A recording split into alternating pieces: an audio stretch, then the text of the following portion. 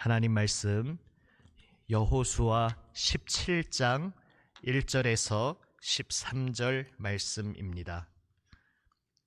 구약성경 343면 여호수아 17장 1절에서 13절 말씀입니다. 제가 한 절, 다 함께 한 절 번갈아 교독하시고 마지막 13절은 함께 읽습니다. 제가 먼저 17장 1절을 읽습니다. 므낫세 지파를 위하여 제비 뽑은 것은 이러하니라.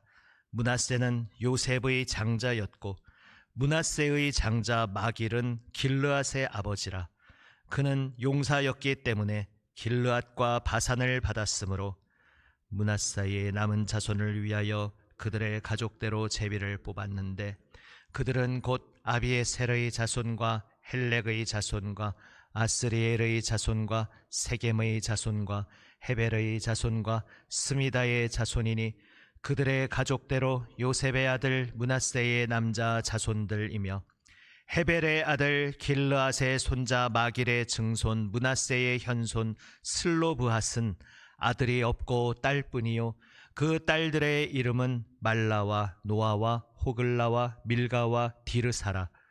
그들이 제사장 엘르아살과 눈의 아들 여호수아와 지도자들 앞에 나와서 말하기를 여호와께서 모세에게 명령하사 우리 형제 중에서 우리에게 기업을 주라 하셨다 하매 여호와의 명령을 따라 그들에게 그들의 아버지 형제들 중에서 기업을 주므로 요단 동쪽 길르앗과 바산 외에 므낫세에게 10분깃이 돌아갔으니 므낫세의 여자 자손들이 그의 남자 자손들 중에서 기업을 받은 까닭이었으며 길르앗 땅은 므낫세의 남은 자손들에게 속하였더라.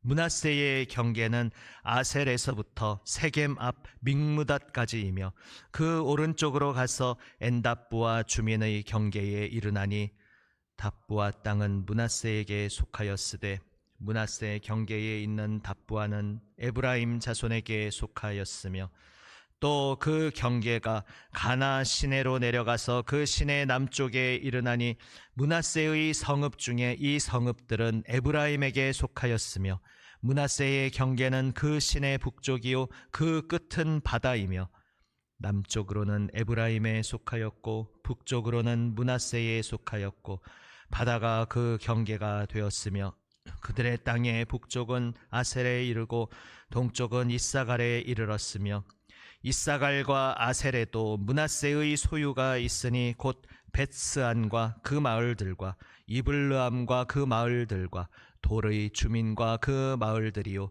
또 엔돌 주민과 그 마을들과 다낙 주민과 그 마을들과 무깃도 주민과 그 마을들 세 언덕 지역이라. 그러나 므낫세 자손이 그 성읍들의 주민을 쫓아내지 못하매 가나안 족속이 결심하고 그 땅에 거주하였. 함께 읽습니다. 이스라엘 자손이 강성한 후에야 가나안 족속에게 노역을 시켰고 다 쫓아내지 아니하였더라. 아멘. 어제 말씀드린 대로 어제 본문 16장에서는 요셉 자손의 전체적인 땅의 경계를 총론으로 크게 말한 후에 이제 그 요셉의 두 아들 결국 각각 지파의 시조가 된 에브라임과 므낫세가 각각 어떻게 영토를 받게 되는지 어제 본문 후반부에서는 에브라임이 분배받은 땅을 이야기하였고 이제 오늘은 므낫세 자손 그 중에서 이제 므낫세는 반반 서쪽과 동쪽을 각각 받았기 때문에 그 중에 이제 요단강을 서쪽으로 건너온 후에 서쪽 땅에서 므낫세 자손이 받은 땅의 영역을 오늘 말씀하고 있습니다. 그리고 오늘 본문에서도 어제 본문 또 그제 본문마다 마무리할 때마다 꼭 후렴구처럼 따라 붙는 표현 어떠한 땅에 어떤 족속을 쫓아내지 못하였다. 유다 자손도 쫓아내지 못하였다. 또 에브라임도 쫓아내지 못하였다. 오늘 또 므낫세 자손도 쫓아내지 못하였다 해서 여전히 지금 이 글을 기록하고 있는 시점에 아직도 그 가나안 7족속 중에 1파가 함께 살고 있고 혹은 더 나아가서 함께 살되 종노릇하고 노역하고 있다. 이러한 이야기로 또 끝을 맺고 있습니다. 쫓아내지 못하였다는 이야기를 하면서 어떻게 된 것인지 자세한 사연은 이제 사사기에 가서 이야기하기 시작합니다. 다만 이 글을 기록하는 시점에서 모두가 알고 있는 사실, 원래 지금 여호수아의 기조대로 한다면 아무도 가나안 족속이 이 이스라엘이 받은 땅 안에 남아있으면 안 되는데 여전히 몇 족속이 남아있고 섞여 살고 있는 현실을 이 글을 처음 받아서 읽고 있는 그 시점에서 사람들이 누구나 경험적으로 알고 있는 사실이기에 그것을 언급 안 하고 지나갈 수가 없는 것이죠. 그래서 언급하되 여호수아와 사사기의 역사 속에서 엄밀히 살펴보면 이미 지금 여기에서 실패의 역사가 기록되고 있지만 이제 성경을 기록하면서 여호수아에서는 여호수아 당대에 어떻게 그가 하나님을 온전히 의지하고 그래서 어떻게 하나님께서 여호수아를 통해 온전히 승리를 주셨는지, 그래서 총론적으로 결국 하나님 약속하신 땅을 그 약속대로 어떻게 다 주셨는지 성취하셨는지에만 오직 집중을 하고 있기에 이렇게 살짝 언급을 하고 지나갑니다. 그리고 이제 사사기에 가면 분리해서 실패의 역사를 이야기하기 시작합니다. 여호수아가 세상을 떠난 후에 남은 이들이 이제 계속해서 남은 정복 전쟁을 수행해야 되는데 그때부터 삐그덕거리기 시작한 이야기들, 실패의 이야기들을 사사기에서 볼 수 있습니다.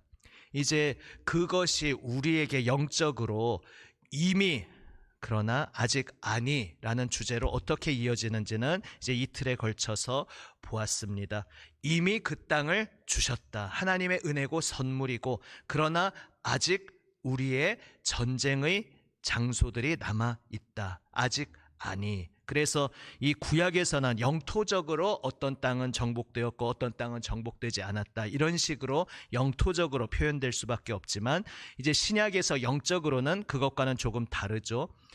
교회가 서 있는 땅은 하나님의 영역이 되었고 교회를 못 세운 땅은 하나님의 영역이 안 되었고 이런 식으로 칼로 나뉘어지는 것이 아니라 우리의 모든 삶의 자리에서 우리의 삶의 구체적인 어떤 여러 영역에서 또 나의 성품의 여러 가지 면에서 나의 어떤 습관의 여러 가지 면에서 예수 그리스도께 온전히 복종되어 하나님의 빚으심에 예수님 형상 닮아가고 있는 영역이 있고 그런데 아직 성품적으로나 어떤 습관적으로나 나의 삶의 어떤 영역에서나 여전히 거듭나지 못했을 때 그 이전의 모습이 남아있는 것들이 있습니다. 문제는 그 남아있는 것들도 계속되어 정복되어 가고 있는 현재 진행, 주님께 온전히 나를 맡기고 성령의 역사에 나를 내어드림으로써 그것들이 변화되어 가고 있는 과정을 우리가 날마다 경험해 가고 있는 것이 중요합니다. 그런데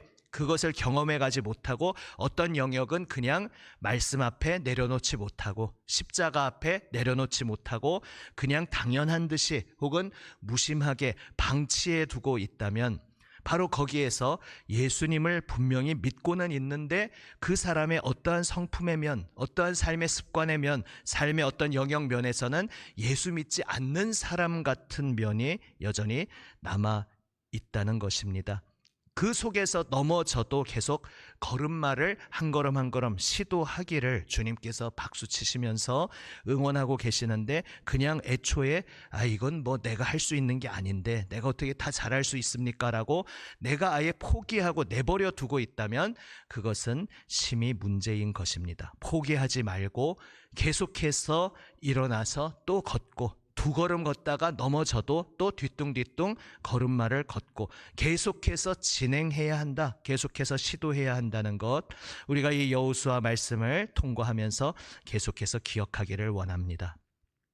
거기에 덧붙여서 이제 오늘 본문에서 독특하게 또 파격으로 하나의 반복되는 형태를 깨고 언급되고 있는 것이 슬로보아스의 딸들의 이야기입니다. 사실 이것은 이미 앞서 민수기에서 나왔던 이야기입니다. 그래서 참고로 민수기 27장 본문을 함께 읽기 원합니다. 이제 자막에도 나오겠지만 여러분 직접 찾으셔서 함께 읽어도 좋습니다. 혹은 잘 경청해 보십시오. 민수기 27장 1절에서 11절에 이 슬로보아스의 딸들의 이야기가 어떻게 전개된 것인지 나옵니다. 조금 1절부터 11절까지 기니까 제가 한 절, 또 함께 읽을 수 있는 분들은 또 짝수절 이렇게 저와 교독 번갈아 읽겠습니다. 제가 먼저 1절을 읽습니다. 요셉의 아들 므낫세 종족들에게 므낫세의 현손 마길의 증손 길르앗의 손자 헤벨의 아들 슬로보아스의 딸들이 찾아왔으니 그의 딸들의 이름은 말라와 노아와 호글라와 밀가와 디르사라. 그들이 회막문에서 모세와 제사장 엘르아살과 지휘관들과 온 회중 앞에 서서 이르되 우리 아버지가 광야에서 죽었으나 여호와를 거슬러 모인 고라의 무리에 들지 아니하고 자기 죄로 죽었고 아들이 없나이다. 어찌하여 아들이 없다고 우리 아버지의 이름이 그의 종족 중에서 삭제되리이까? 우리 아버지의 형제 중에서 우리에게 기업을 주소서 하매 모세가 그 사연을 여호와께 아뢰니라. 여호와께서 모세에게 말씀하여 이르시되 슬로브와 딸들의 말이 옳으니 너는 반드시 그들의 아버지의 형제 중에서 그들에게 기업을 주어 받게 하되 그들의 아버지의 기업을 그들에게 돌릴지니라. 너는 이스라엘 자손에게 말하여 이르기를 사람이 죽고 아들이 없으면 그의 기업을 그의 딸에게 돌릴 것이요 딸도 없으면 그의 기업을 그의 형제에게 줄 것이요 형제도 없으면 그의 기업을 그의 아버지의 형제에게 줄 것이요. 함께 읽습니다. 그의 아버지의 형제도 없으면 그의 기업을 가장 가까운 친족에게 주어 받게 할지니라 하고 나 여호와가 너 모세에게 명령한 대로 이스라엘 자손에게 판결의 규례가 되게 할지니라. 아멘. 지금 보신 이야기처럼 슬로보아스의 딸들이 먼저 찾아와서 문제를 제기했습니다. 왜냐하면 아시다시피 그 고대 사회에서 하나님 주신 율법의 체계 안에서도 당시에 아들과 딸이 함께 땅을 기업으로 분배받는 것이 아니라 아들을 기준으로 분배받습니다. 그리고 딸들의 경우는 이제 그 고대 사회에서는 다 시집 가게 될 것을 전제로 하면서 그가 어느 쪽으로 시집 가든지 시집 가서 자신의 남편이 그 조상으로부터 분배받은 그 땅의 기업에 속하게 되는 것이죠. 그래서 아들들이 땅을 물려받게 되는데 문제는 이제 슬로보앗은 아들이 없이 세상을 떠났다는 것입니다. 그래서 딸들이 나와서 이렇게 될 경우에 하나님 주신 율법에 따르면 아버지에게 분배되었던 땅이 원래는 그가 아들이 있었으면 아들이 이어받았어야 하는데 아들이 없으니까 결국은 자기 형제 쪽으로 슬로보앗의 형제 쪽으로 다 넘어가 버리고 그러면 아버지의 이름이 지워지는 것 아닙니까? 이야기합니다. 여기에서 우리가 주목하여 보게 되는 것이 땅을 분배받는다는 것이 실질적으로 경작할 땅을 분배받는다는 경제적인 측면만 있는 것이 아니라 땅을 기업으로 물려받으면서 그 가문의 이름이 아들을 통해서 계속 이어진다는 개념이 있음을 알 수 있습니다. 그런데 이제 이 슬로보앗이 아들이 없어서 자손이 아니라 형제 쪽으로 그의 기업이 넘어가게 되면 아버지에게서 그 이름이 자손에게 이어지는 것이 끊기게 되는데 이것이 하나님 주신 율법에 합당한 것일까요? 라고 딸들이 질문을 한 것입니다. 그러자 모세가 또 그 말 듣고 보니까 말 되네. 내가 한번 하나님께 여쭤보리이다 말하고 하나님께 여쭤보자 놀랍게도 하나님께서 또 대답하시기를 그 딸들의 말이 옳다 말씀하십니다. 여기서 이제 두 가지를 생각하게 됩니다. 일단 이 개념을 떠받치고 있는 가장 중심 개념은 무엇인가? 바로 레위기 25장 23절에 나온 바와 같습니다. 레위기 25장 23절 역시 자막 떴는데요. 함께 한 목소리로 읽어봅니다. 시작. 토지를 영구히 팔지 말 것은 토지는 다 내 것임이니라. 너희는 거류민이요 동거하는 자로서 나와 함께 있느니라. 아멘. 관주에 보시면 여기 거류민이라는 단어 또는 소작인이라고 읽을 수 있다 이렇게 되어 있음을 확인하실 수 있습니다. 저 묵상 집에도 그것을 해설하고 있죠. 토지를 팔지 않는 것이 모세를 통해 하나님께서 주신 율법의 근간입니다. 그러니까 오늘날 우리 현대 자본주의 개념과는 다른 것이죠. 토지의 소유권이 그 소유자 사람에게 있기 때문에 자기가 원하면 다른 어떤 자신의 재산처럼 사고 팔고 할 수 있는 것이 우리 오늘날 현대사회의 개념이라면, 하나님께서 주신 율법의 개념에서는 이스라엘에게 주신 모든 땅은 지주가 하나님이라는 것입니다. 전에 한번 말씀드렸습니다. 한두 번. 하나님이 지주이시고 이제 각 지파별로 땅을 분배받고 각 지파 안에서 또 각각의 가문의 땅이 분배된 것은 지주이신 하나님이 그 땅을 이 백성들이 붙여서 살 수 있도록 소장농에게 지주가 그 땅을 대여해 주는 것 같은 개념으로 맡겨주셨다는 것이죠. 그래서 그 지파별로 땅을 계속 지금 분배받고 있지만 우리의 소유다라는 개념이 아니고, 이 땅의 소유자는 하나님이시고 우리는 단지 소장농으로 하나님의 땅을 경작하면서 지주에게는 10분의 1을 바치고 이제 나머지를 우리가 먹을 수 있도록 하셨습니다라는 그 개념이기 때문에 내 것이 아니니까 사고 팔고 할 수 없는 것입니다. 결국 이것은 오늘날 경제학적인 관점에서 보면 사실 예전에 몇십 년 전에도 이제 어떤 정권에서 이야기 처음 나왔었던 토지 공개념이라는 것이 다 이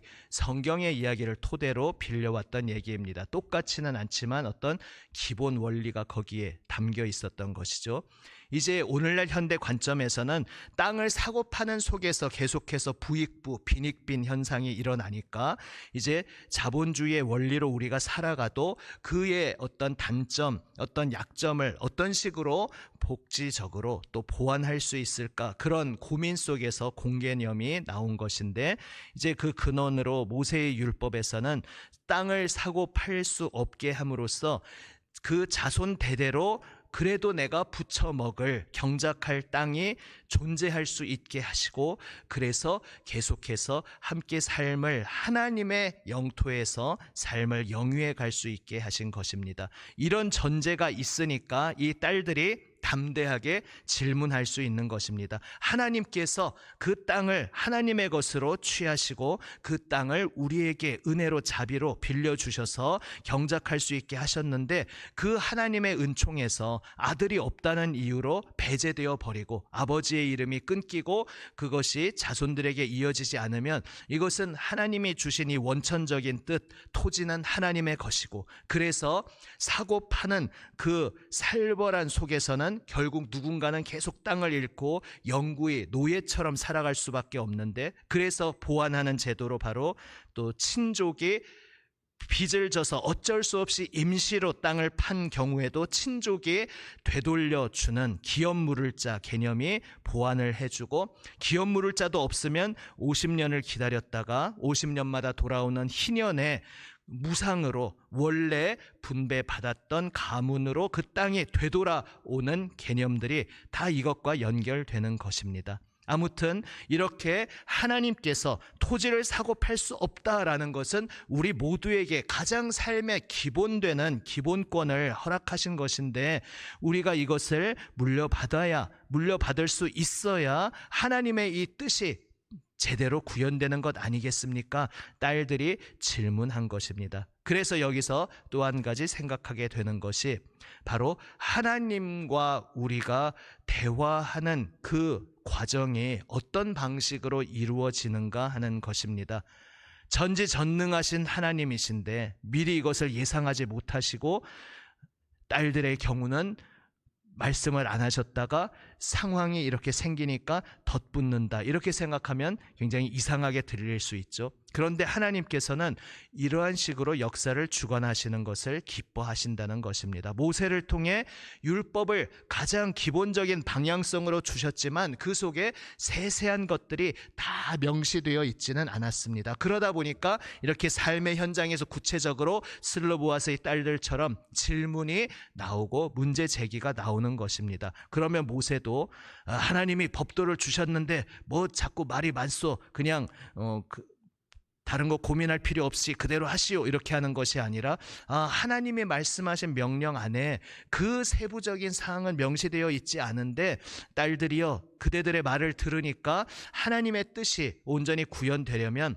당신들이 질문한 그것에 대해서 답을 받는 것이 참 옳다고 여겨지요. 내가 하나님께 여쭤보겠소 라고 하고 하나님께서도 기쁨으로 그래 그 딸들의 말이 옳다라고 대답하셨다는 것입니다. 그러니까 오늘날 우리의 삶 속에서도 하나님과 대화하는 방식의 가장 근본 원리를 발견하게 됩니다. 하나님께서 모든 것을 아시는 전지하신 분이니까 묻고 따질 것 없이 그냥 모든 것들을 그냥 따라가면 된다라는 개념이 아니라 하나님께서 십자가 부활의 가장 원론적인 생명의 방향을 이 신약 시대에 주셨고, 그런데 우리가 십자가의 원리로 예수님과 함께 못 박혀 죽고 그리하여 부활의 원리로 예수님과 함께 새로운 존재로 새롭게 태어나 거듭난 삶을 산다고 할 때에 나의 삶의 구체적인 영역에서 이게 어떻게 적용되어야 하는 것인지 여러 가지 질문들이 나올 수 있습니다.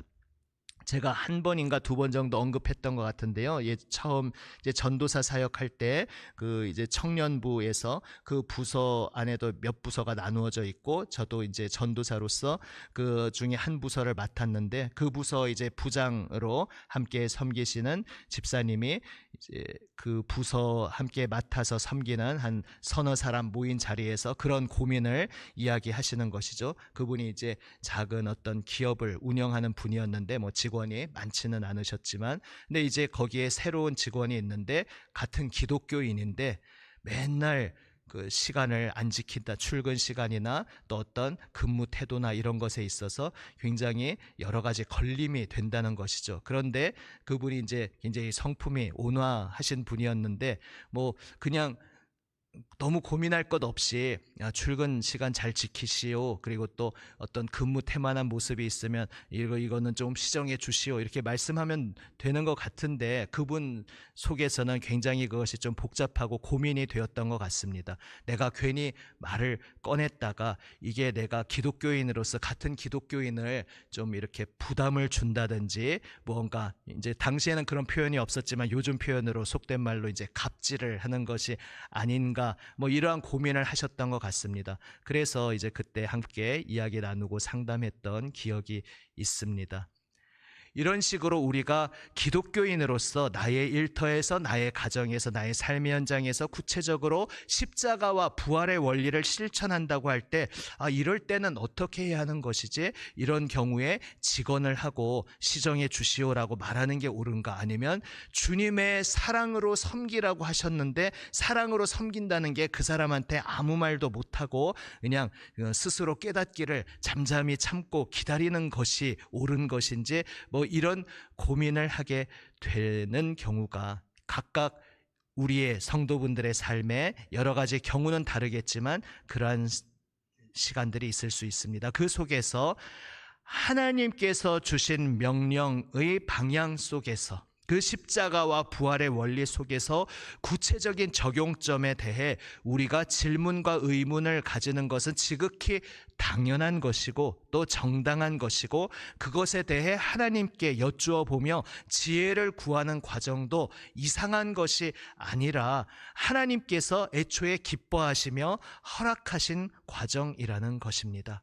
그러니까 내가 늘 당연하다고 생각했던 것들에 대해서 내 속에서 나 스스로 어떤 질문이 떠오를 때라든지, 아니면 나는 당연히 여기면서 교회 공동체에서나 일터에서나 가정에서나 신앙인으로서 이러한 식으로 살아가는 것이 당연하지라고 나는 당연히 여기며 평생 살아왔는데, 이제 내 바톤을 이어받는 나의 자녀나 나의 다음 때에 이어받을 사람들이 이거는 이렇지 않습니까? 라고 질문할 때, 야, 예수 믿는 사람이 지금까지 다 그렇게 살아왔는데 딴소리 말고 그냥 닥치고 따라와, 순종해 라고 하는 것이 기독교적인 순종이 아닐 수도 있다는 것입니다. 우리가 순종하라는 것에 대해서 앞서 선대의 말에 기꺼이 순종하며 따라온 것은 너무나 소중한 일입니다. 그러나 그것이 이제 우리가 앞으로 계속 살아가면서 대화하고 소통할 우리의 후대의 사람들 혹은 나의 동료의 사람들과의 관계 속에서 그냥 닥치고 따라와, 뭘 자꾸 질문해, 뭘 자꾸 의문을 가져 라고 말하는 것이 당연히 신앙적인 것이라고 우리가 착각하고 오해할 수가 있다는 것입니다. 물론 모든 것이 항상 정도와 어떤 그 규모가 중요합니다. 그냥 따지고 반항하고 저항하는 것이 나에게 인이 그냥 인이 배겨서 무조건 문제 제기하는 것이 습관이 되어 버린다면, 그것은 그 사람이 요즘 나누고 있는 질문처럼 이미 그러나 아직 아직 나에게 예수님의 손길이 닿지 않은 부분이구나, 길들여지지 않은 부분이구나, 문제를 제기하는 것도 좋지만 늘 반대하는, 늘 비판하는, 늘 문제 제기하는 입장에 내가 너무나 당연하게 습관적으로 서버리는 것은 내가 치유받아야 할, 고침받아야 할 영역일 수도 있습니다. 물론 그러한 경우를 우리가 당연히 전제하면서, 그러나 큰 방향성 속에서 질문을 가지게 되고 의문을 떠올리게 되고 문제 제기를 하는 것이 비신앙적인 것이라든지 순종하지 않는 것이라고 우리가 싸잡아서 단정해서는 안 된다는 것을 우리는 슬로보아스의 딸들의 경우에서 깨닫게 됩니다. 하나님이 전지하시니까 어련히 알아서 다 지명해 주셨고 우리가 질문할 필요 없이 살아간다는 것이 아니라 오히려 여기저기 해석할 여지들을 남겨두시고 적용할 여지들을 남겨두시고 그 속에서 질문을 떠올리면서 하나님 앞에 엎드려 주님의 뜻을 간절히 기도하고 또 믿음의 형제 자매들과 그 지혜를 이야기 나누면서 상의하고 함께 합심 기도함 속에 하나님의 뜻을 그 비어있다고 느낀 구체적인 영역에서 하나하나 발견해 가는 것, 그 과정을 하나님께서 애초에 의도하셨고 그 길로 살아오라고 우리를 부르고 계시다는 사실입니다. 사실 신약 성경에 바울 서신이 많이 적혀 있는데 그 바울 서신이 적혀 있는 그 동기도 알고 보면 마찬가지입니다. 이미 바울이 짧게는 몇 주, 길게는 몇 년 집중하며 사역했던 그 교회들인데, 그 떠나오고 나서 그 교회에서 여러 가지 현안들이 떠오르고 심지어 그것은 때로는 안타깝게 사도 바울 자체를 애초에 비방하고 모함하는 그 거짓 교사들의 그러한 술책으로 제기되는 경우도 있었지만, 그렇지 않다 할지라도 여러 가지 문제들과 다툼의 여지들이 생기곤 했습니다.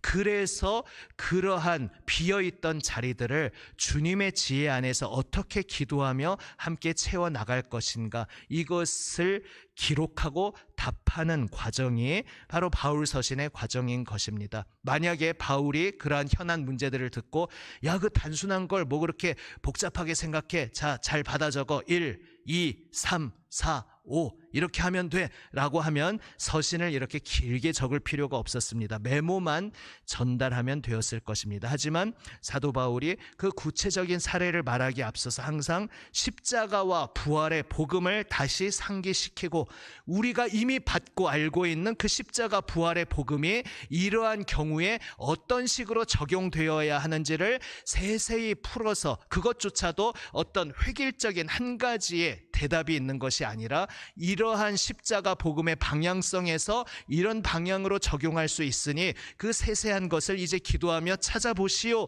라는 식으로 답을 하니까 이 바울 서신들의 내용이 이제 양이 많아지게 되는 것이죠. 오늘 우리의 삶에서도 마찬가지입니다. 나의 삶에 때때로 떠오르게 되는 여러 가지 참 알 수 없고, 아까 말씀드린 예전에 알던 그 직장에서 기업을 운영하던 분이 가지셨던 고민처럼 나의 삶의 영역 속에서 때때로 알 수 없는 여러 가지들이 떠오릅니다. 그 속에서 알 수 없기 때문에 좌절하거나 당황하는 것이 아니라, 이것이 주님께서 애초에 의도하신 것이구나. 이 비어있는 자리 주님 앞에 기도로 엎드리며, 그래서 십자가와 부활의 복음, 늘 성경을 묵상하고 연구하는 것이 기본 토대가 되어 있어야 함이 물론이고, 그 토대가 되어 있지 않으면 그 답을 찾는 여정 자체가 시작이 될 수 없는 것이죠. 그냥 주변을 기웃거리면서 주변에서 다 저렇게 하니까 나도 비슷하게 하면 되겠지라고 인간적인 방법으로 해결하려 할 것입니다. 그래서 우리는 기본적으로 늘 말씀의 토대 위에 점점 더 그 뿌리가 깊어지도록, 기초가 튼튼해지도록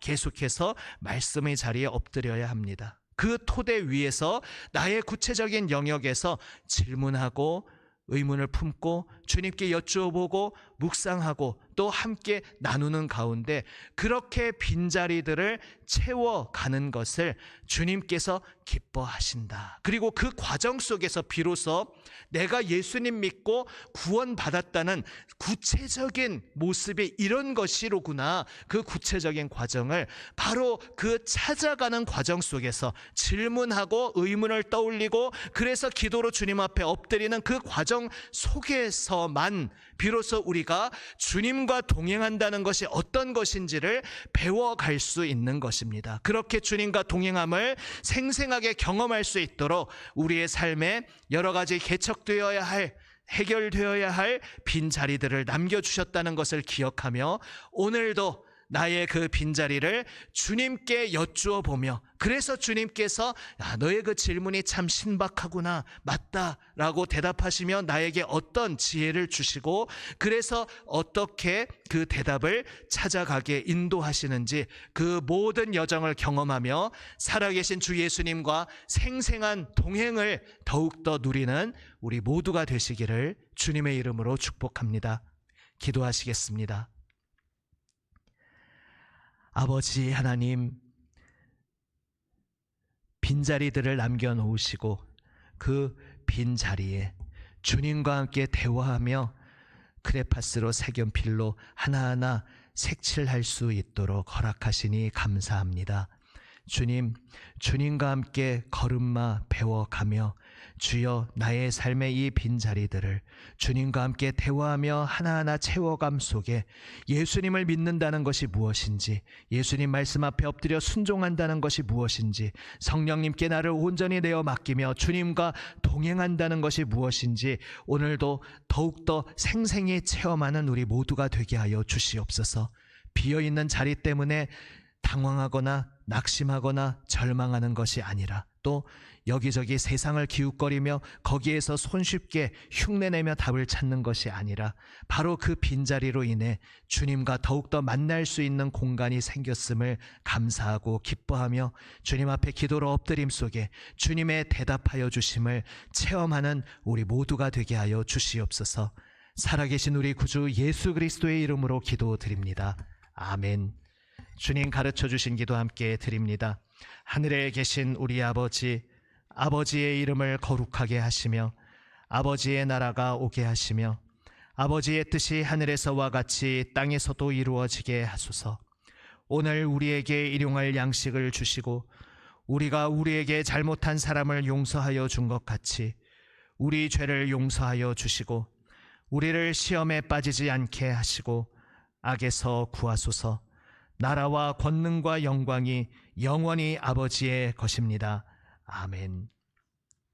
오늘도 나에게 주시는 주님 생명 말씀 붙잡고 계속해서 기도로 바로 주님께서 기뻐하시고 여지를 남겨놓으신 그 대화의 자리로 기도하며 나아갑니다. 목요일 또 특별히 교회들의 선교 전도를 주제로 하여 또 우리 전도 특공대를 비롯한 우리 순모임과 우리 모든 성도들의 전도적 삶을 위하여 집중 기도하며 우리 파송 선교사님, 동역하는 선교사님들과 개척교회, 숭도 여중고 비롯한 기독교 기관들을 위해 특별히 집중하며 기도합니다. 우리 사랑하는 교우, 특별히 어려움에 처한 이들 환우들을 위해서 계속 중보하며 나아갑니다. 기도하며 삶의 자리로 나아가시겠습니다. 기도하시겠습니다.